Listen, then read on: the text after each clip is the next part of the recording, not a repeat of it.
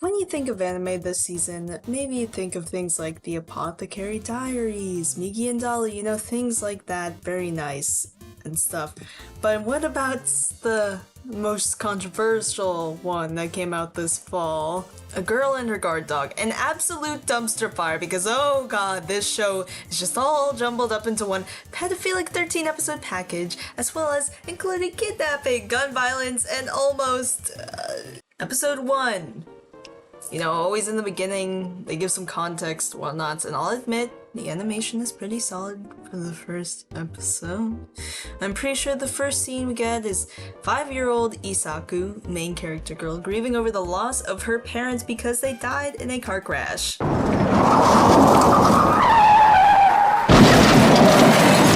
So then she's taken in by her grandfather, which, apparently is like the leader of this mafia group. Wowee. But obviously grandpa can't take care of her, so he sends a 16-year-old boy to do it. His name's Keiya, and this does look really bad. This is just the backstory, but we jump to when she's 16. Now, it's been 10 years, Keiya is very old man, and Isaku is 16. But she's actually pretty lonely, because she couldn't make friends. Mafia. So what, she decides to move very, very far away for the high school experience. But Keiya's come with her and pretends to be 16 with her in class, and everyone thinks he's hot and mature. Ooh. We find out that Isaku has a crush on Keiya. And I'm gonna be honest here. I'm not gonna judge her as much for that, because lots of people have crushes on people they admire, but normally there isn't a chance of the other person reciprocating because, it's just wrong, or it's not even a real person.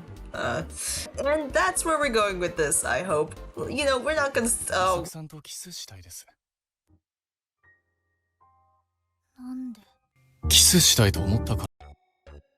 We find that Isaku is approached by this guy named Tamu, who just wants to be friends, obviously. She's very giddy because, he's actually showing interest in her and gets invited to go to karaoke with this dude and some friends. Nice stuff. And, Keiya, although he is very skeptical about this just being a friends thing, Isaku sneaks out anyways because she's thinking that, pretty innocently, what could possibly go wrong? Hey, you. Hey, you want some drugs? No, get away! Oh, I don't care if this is the princess stroke, get him! Go! What? As much as I wish Keiya beat them up, I guess he was the bigger person. Well, he technically wouldn't have been if Isaku wasn't there, but why is she, parenting him and his anger issues? But of course it has to remind you just what kind of show this is, though. And he asks to kiss her. Already the second episode, and we're seeing this. We're seeing this is. Thankfully, she says no, and this episode is basically her scolding him for being terrible at his tests. Really, how is she more of a parent than he is? Scolding him for smoking, violence, to do well on his test. And Isaku says she'll give him a reward for doing well. We all know where this is going. But they go on a zoo date! Wow! Animals! And he asks again for a kiss at the end of the episode. At this point, I am dying inside. I'm pretty sure this is where the animation starts to get a little strange, facial proportions are looking pretty off, some obvious animation errors, and things like that, which, I'm not going to completely, complain about that much, because do we really want a super high quality anime that is romanticizing pedophiles? A school field trip episode. I usually enjoy these. Hopefully, I can enjoy this one. They arrive. They go to the bathhouse, the men's bath. Oh no, he's shirtless.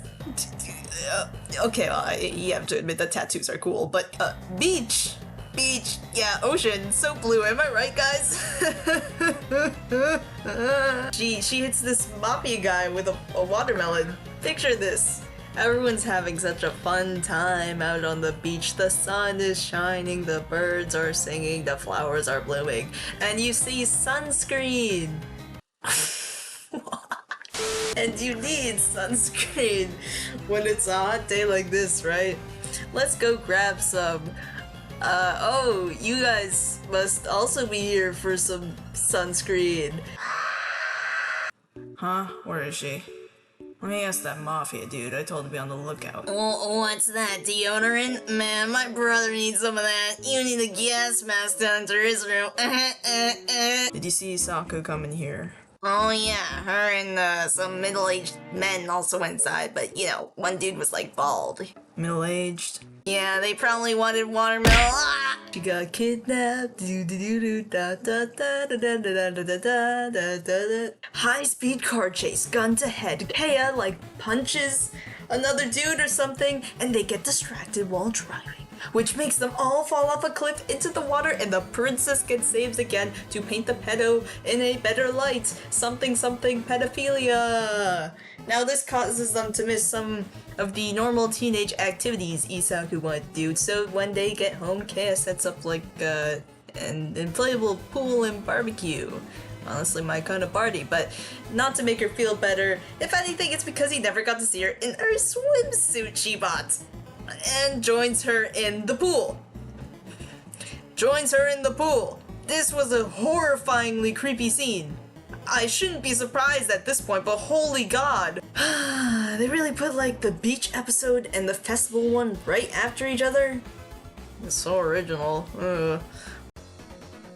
This time she brings up how she might see her old elementary friends again, which worries her since they really disliked her for having ties to the Yakuza. And I guess fair enough. I don't know. That's probably a normal reaction.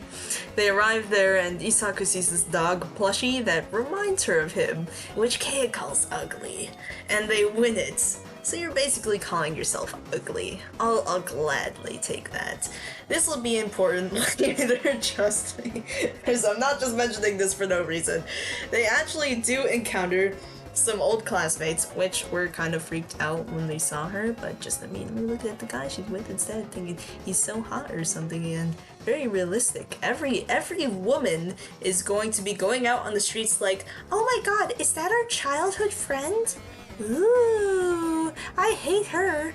Oh my god, is that a guy next to her? Let's all look at the guy, he's hot. Oh! He says he's her boyfriend, and then they leave. They go into an alley, and he tells her to hide for a bit while he gets water.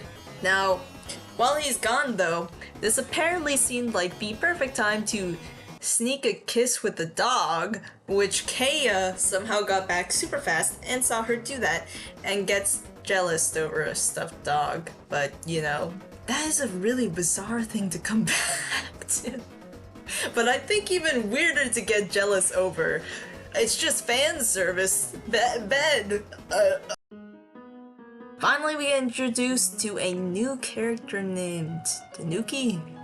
Like Raccoon? You know what, that name suits you better.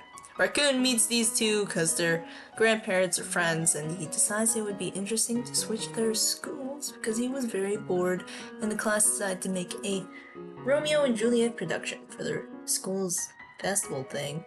Always the school festivals. You know, at this point, I think they just decided to roll with like all the classic romance anime tropes, but added pedophilia and mafia side stories. Wish they explored more of the other side of, not the pedophilia to be clear, the Yakuza mafia shenanigans, because then maybe it wouldn't feel as basic, because even though they have moments where just people randomly try to shoot her, it feels very forced and goes by super quick. I don't know, it doesn't really seem relevant to the plot. Anyway, that made Keiya jealous again, which was his goal since Raccoon kind of sort of figured out that they both like each other. Seems like a pretty normal episode, just Raccoon being annoying about the relationship and some interesting comments. Then done practicing, because she is absolutely the worst at acting. ロミオ、ロミオ、あなたはどうしてロミオなの？ They go outside, yada yada, knife. She got kidnapped, doo doo doo doo da da. This isn't the same kind of kidnapping from like before. This time they restrain Keiya and Isaku. Oh my god! Oh! Get him! Yes!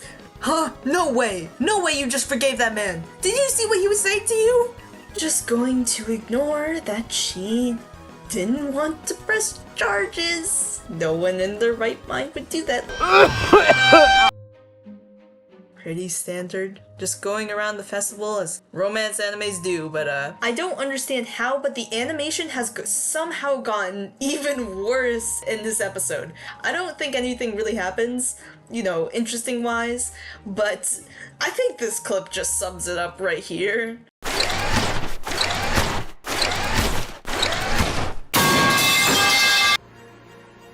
Isaku consults this girl that Keiya has slept with in the past, and she basically just tells her Keiya makes Isaku top priority, even 6 years ago when Isaku was 10 years old. And honestly, I thought this episode was really boring, which is fine, you know, I don't want to see things, but oh no, I'm not safe, of course not!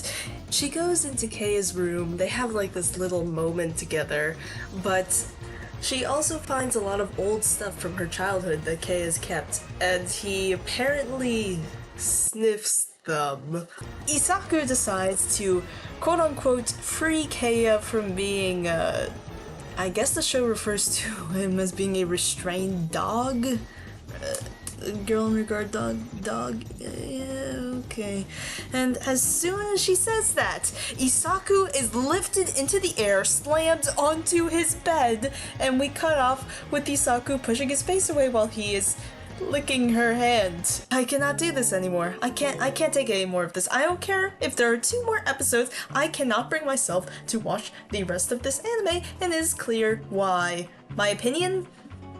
Probably the worst anime I've ever seen, and I am thoroughly regretting covering this, but I mean, seriously, can we get a bigger YouTuber to cover the topic? Because please, we need to band together to hate on this. It has a very shaky, fast-paced plot.